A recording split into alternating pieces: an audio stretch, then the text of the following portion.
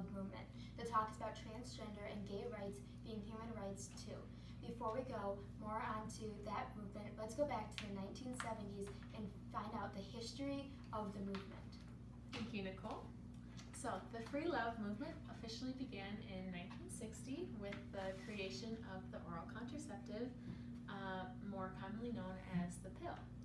With this development brought the encouragement to revolt against the common youth culture and instead promote a free lifestyle including marriage, birth control, sexual partners, and homosexuality. By the end of the 1970s, thanks to Supreme Court cases like Bayard v. Eisenstadt, sourced by Our Bodies, Ourselves, which made the pill available to all women regardless of their marital status, the idea of free love and sexual liberation was nearly cemented into reality, again stated by Time magazine. People like John Lennon and his saying, "Make love, not war," helped the movement progress, and these sayings resonated with people commonly titled as hippies. Now, leading off of that, let's go to an interview Natalie and I did with a self-proclaimed hippie, Zoomer Coyote. Zoomer, here for your interview. Zoomer. Oh, what's up, man? What's up? Free love, free love, free love. Peace, peace, peace. Peace. Hi, Zoomer. So, tell us about the overall goals of your movement. The goals are, one, to separate the state from sexual matters. Two, to provide birth control for all women who ask for it, which, by the way, is backed up by E-Culturation, which is one of my homies from back in the day. He actually owns the company.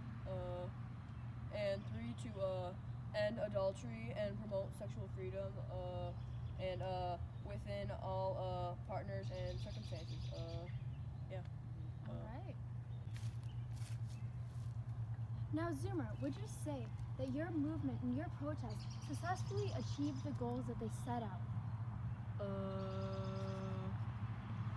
The birth control for one, sure, was good, man. But now there are so many types of birth controls that available to women, regardless of their status, marital status, that the state is still pretty far up in everybody's business. So, but people are pretty chill, man. Pretty dope. And with who sleeps with who, it's definitely had its successes, man. Yeah. Oh. All right, thank you, Zoomer. So now let's head back to the studio for some follow-up information. Peace, man. Peace, peace, peace, love, and brother. Yeah. Peace.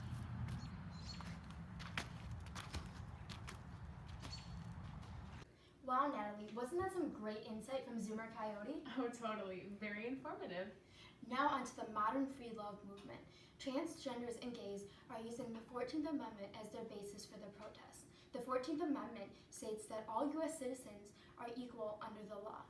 Just like in the 1970s, where they tried to keep state out of sexual matters, the Supreme Court case that allowed and legalized gay marriage states that states cannot control if gays marry, and they have to accept their union. Transgenders are trying to end severe discrimination, stigma, systematic inequality, lack of legal protection, poverty, barriers, and healthcare. These are just some of the matters that transgenders have to deal with nowadays. Hopefully, these will be fixed in the coming years.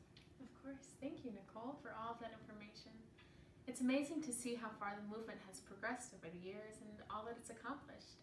Hopefully, it will continue to prosper. Thank you all for tuning in, and a special thank you to Zoomer Coyote for his great insight. Good night. All the information I provided was backed by the Human Rights Organization. Thank you. We will survive!